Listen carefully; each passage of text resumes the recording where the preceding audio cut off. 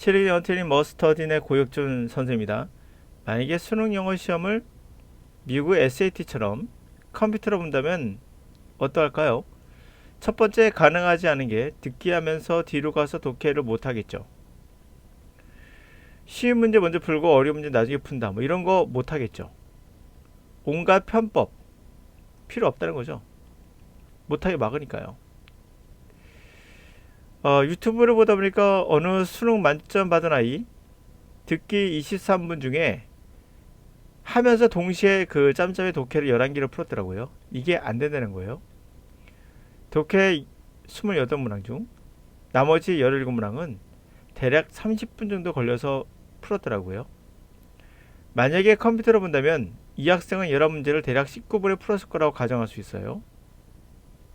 그러면 더해보면 독해 시간은 30분에다가 또 19분 더해서 대략 50분 정도가 됩니다.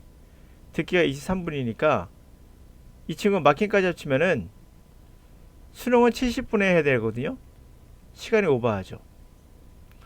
시간이 오버되면 사람이 급하기 때문에 자기가 평소 볼 수 있는 것보다 더 적게 볼 수밖에 없고, 그래서 이 학생은 더 오류를 범하기 쉬워요.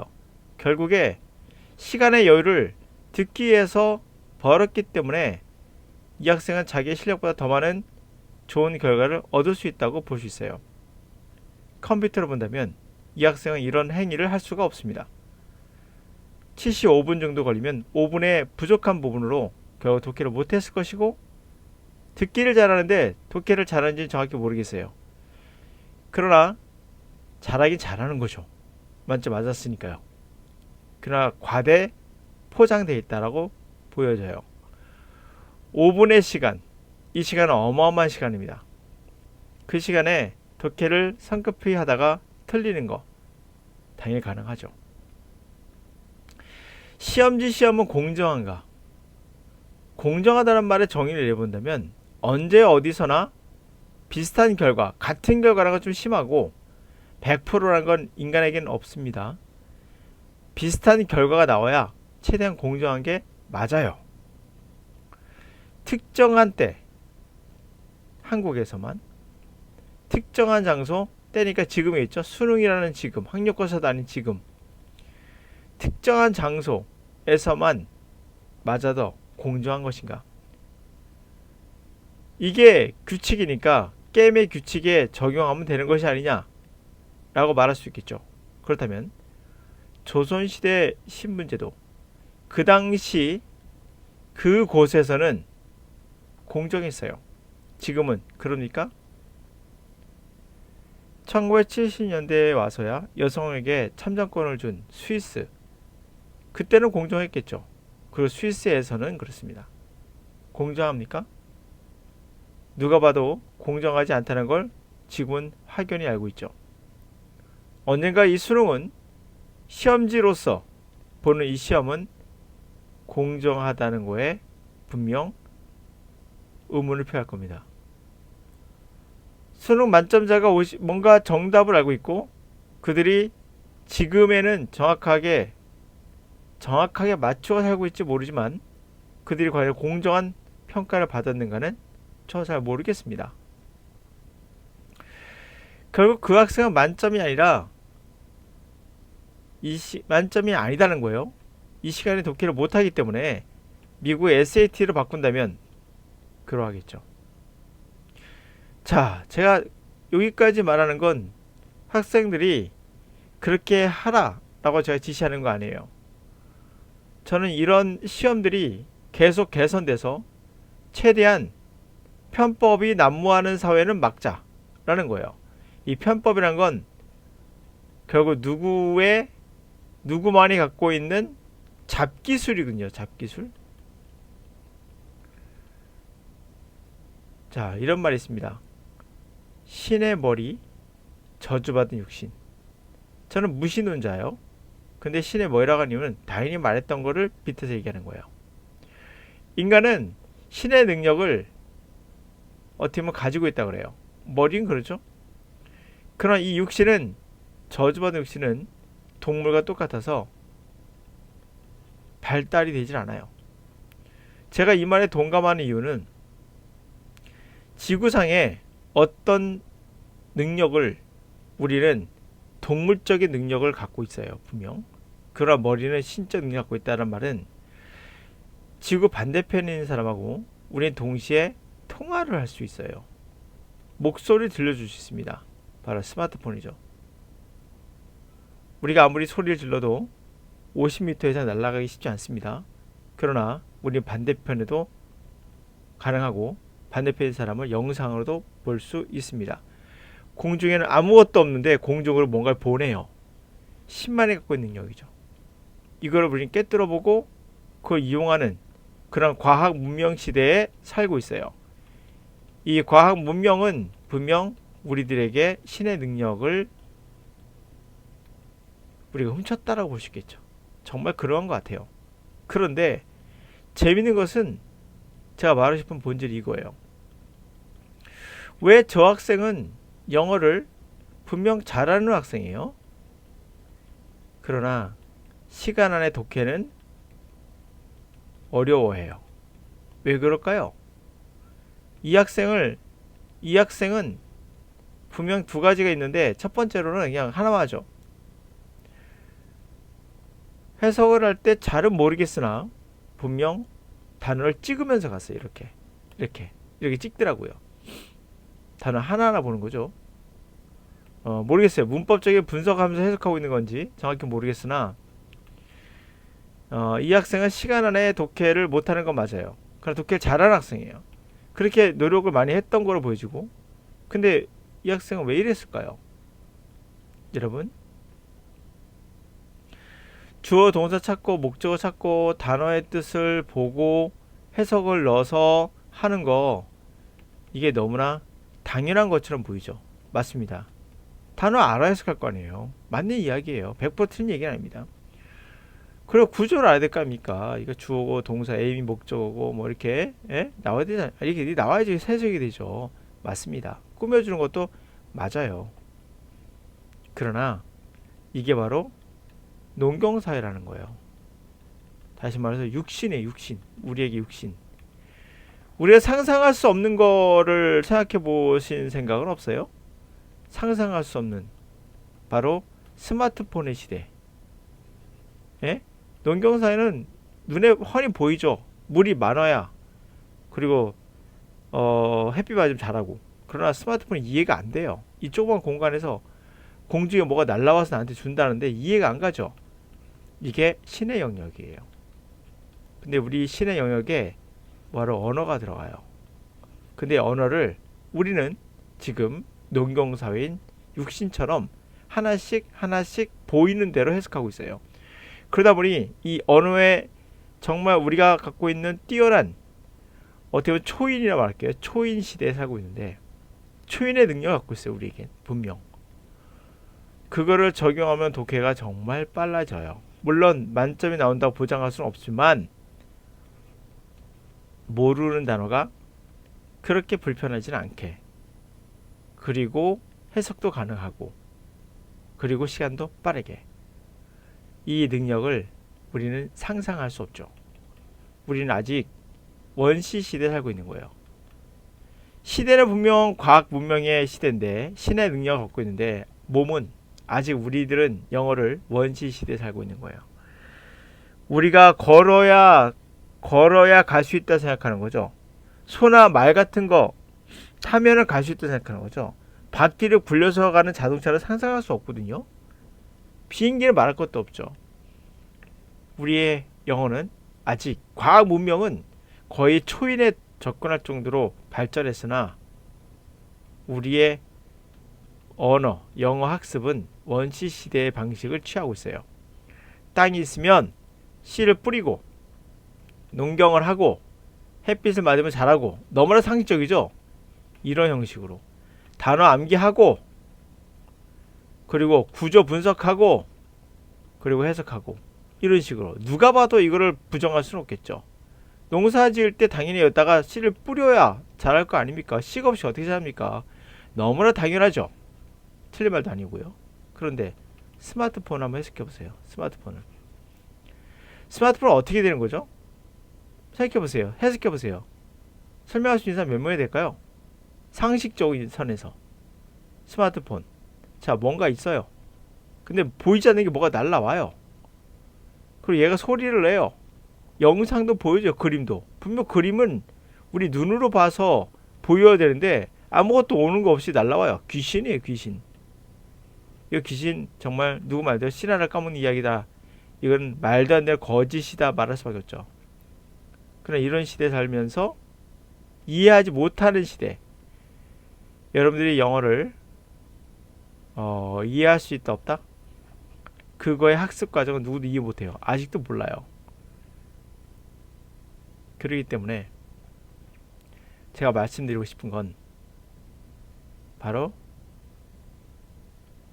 이거가 우리 초인적 능력을 갖고 있는 우리들에게, 인간들이 언어한다는 건 어떻게 보면 굉장히 신의 영역에 가까워진 거거든요. 글로 표현한다는 것도 동물이 할 수 없는 거예요. 근데 이런 거를 분석해서 영어를 단어 암기해서 분명히 도움이 되는 거예요. 안 되는 거 아니에요? 그렇게 열심히 한 학생이 독해를 하는데 50분이 걸린다는 건 수능 영어가 SAT를 바뀌면 만점이 안 나온다는 얘기예요. 이 학생은. 뿐만 아니라 점수도 굉장히 낮아질 거예요. 실제보다. 시험마다 점수가 달라지는 거. 그러면 안 되겠죠. 최대한 공정하게 만들기 위해서 미국은 SAT를 컴퓨터로 보는 거예요. 물론 종이를 절약하는 건 측면도 있다고 하지만 실제는 좀 더 공정할 수 있죠. 학생들이 편법을 부릴 수 없으니까요. 더 좋은 방법이 또 나오길 바라면서 이제 다시 시작해 보겠습니다. 자, 원시 시대의 방법을 하면서 이 학생을 따라가는 거 우선은 수능에선 동의합니다. 그러나 이 방법을 토익이나 토플에 적용할 수 없으며 공무원 영어나 뭐죠? 편입 영어에 적용할 수 없습니다. 왜? 공무원 영어, 편입 영어에 듣기가 없거든요. 듣기 없습니다. 그리고 문제마다 달라요. 공무원 영어나 편입 영어도 학교마다 달라요. 다 다릅니다. 일괄적으로 적용할 수가 없어요. 그걸 그러면 전체적으로 내가 시험이 다른데 전체적으로 잘 볼 수 있는 방법이 뭡니까? 라고 한다면 바로 빠르고 정확한 독해기죠. 그렇죠? 빠르고 정확한 독해. 초인적 능력이 있습니다. 우리에겐. 그건 숨어져 있어요. 자, 이제 가도록 합시다. 이 문제는 2016년 국민대 편입영어예요. 편입영어. 국민대입니다. 오후 거예요. 자, 시작해 보도록 하죠. 지금 이런 것들을 학생들이 굉장히 어려워요. 저도 어려워요. 이유는 뭐냐면 보다시피 중국 문화에 관한 이야기인데 중국 문화 잘 몰라요. 그래서 더 어려울 수도 있어요. 자, 갑니다. 중국의 지적 활동이라는 건 시에서부터 군사 트랙트 하면 짧은 글이에요. 뭐 손자민법 같은 거 있죠. 군사에 관련된 어떤 글에 이르기까지. 그 기초는 어디에 세워졌다? 그런 것을 레퍼런스해서 뭘 참조했다는 거예요. 오래된 과거의 지식인, 식자를 참고해서 지어졌다는 거죠. 특히 뭐라고 불리냐면 오경인 거죠. 사서 3경 중에 5경인 것 같아요. 5 classes. 5경으로 알려져 있는 거를 근거로 해서 참고에 레퍼런스로 해서 지어졌다는 거죠. 결과적으로 그 특정 시대의 말, 이 레퍼런스의 그 어떤 말, 그리고 언어, 그리고 그 핵심은 백과사전식 여러 층의 그 의미들을 복잡한 거죠. 그 의미를 놀라울 정도로 간결한 몇 줄로 전달할 수 있다는 거예요. 자, 이 사람과 이 사람의 해설과 함께 이와 함께 이 사람, 세 사람이 되겠네요. 이 사람과 함께 이 사람은 뭐를 시작했냐면 죄송합니다. 그 배경과 중요성을 설명하기 시작했어요.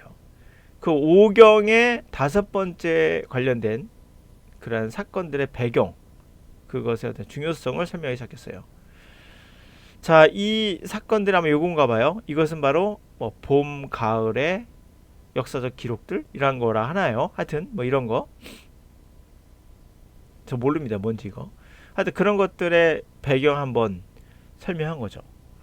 자, 극단적으로 간결한 언어를 이용해서 그것은 그 이벤트들을 연대순으로 기록을 한 거예요. 그 루의 국가, 그러니까 노나라 국가래요. 이걸 에서 났던 사건들을 기간이 이렇게 돼요. 그 기록은 본질적인 이 중국의 학자 클래스에게 한 연구인 거예요. 그들을 위한 연구인 거고요. 수천에 걸친 연구였으며 본질적인 핵심적인 연구였으며 아시아의 학자들은 뭐라고 노통하냐면 그것들은 단지 어떤 의문, 거대의 역사에 대한 의문에 대한 어떤 권위로서 그것을 보고 있으며 뿐만 아니라 어떤 윤리, 구체적인 거, 구체화로서 보고 있으며, 그렇죠? 뭐 사서오경 같은 게 그런 것들이죠. 그리고 지혜와 모든 지식의 소스로서 보고 있다는 거예요. 그러므로 이 고전을 그리고 그들에 대한 이 해설을 참조하는 것이 결국 어떤 걸까요? 뭐 같은 걸까요? 저자의 무지를 숨기는 것이다. 아니죠. Final authority, 최종적인 종결하는 권한, 그 주제에 대한 어떤 주제에 대한 최종적인 권위를 불러오는 그걸 봐야겠죠. 정답 2번이겠죠. 깊은 사랑, 고전에 대한 사랑을 드러낸다. 아니죠. 충성, 초기 왕이라는 얘기 없었고요. 당연히 옛날에 그런 사서오경 같은 것을 참조하는 거는 또 그들에 대한 어떤 해설이겠죠. 해설 참조하는 것은 결국에 그 어떤 주제에 대한 최종적인 권한을 불러오는 거죠. 인용하는 거거든요.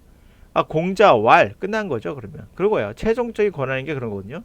최종적 권위를 부여하는 거예요. 야, 공자왈 그랬어. 끝나는 거예요. 그걸 얘기하는 거죠. 정답은 2번. 자, 진실은 뭐냐? 사실. 그러니까 일치불일치 문제죠. 이 기록은 학자를 즐겁게 하려고 하는 것이다. 아니, 스터디라고 했죠. 연구를 위한 거예요. 이 사람은 유일한 해설자. 이거에 대한 유일하단 말? 아니죠. 3명 있었어요. 그 고전에 대한 참조는 복잡한 생각을 짧은 줄로 소통하는 거. 이거 맞죠. 아까부터 아주 복잡한 백과사전식의 그런 레이어 층들의 의미를 복잡한 거죠. 아주 짧은 몇 줄로 그렇게 커뮤니케이션 하는 거라고 했죠. 자, 이 사람은 뭘 설명하려고 했다? 이벤트를. 오경에 묘사된 이벤트를 설명하는 것이었다. 하려고 했다. 맞나요? 확인해 볼까요? 이건 확인해 보자고요. 기억이 가물가물하니까. 여기 나오죠. 이 사람은 뭐 하려고 했다고요? 배경과 이런 것들을 이벤트를 오경에 관련된 이벤트를 배경과 이런 것을 설명하려고 했다. 사람이 다르죠. 이 사람 아니에요? 누군지 모르겠는데 이 사람이에요. 이 사람입니다. 그쵸? 이거 사람이 아닌 것 같은데요? 그쵸? 사람이 아닌 거죠? 이건 이름인 거죠? 이런 거 이벤트 뭐 이거 뭔지 몰라도 이건 거죠. 이 사람이에요. 이 사람 아닙니다. 그러므로 그건 틀렸고요. 자, 정리해봤습니다. 자, 이런 문제를 쭉 읽고 나서 대략 1분에서 1분 내외 2분 정도의 정리를 하셔야 돼요. 두 문제니까 1분씩 푼다면 가정한다면 이런 질문들을 쭉 보고 나서 하셔야 됩니다. 여러분들도. 자, 이제 정리해 볼게요.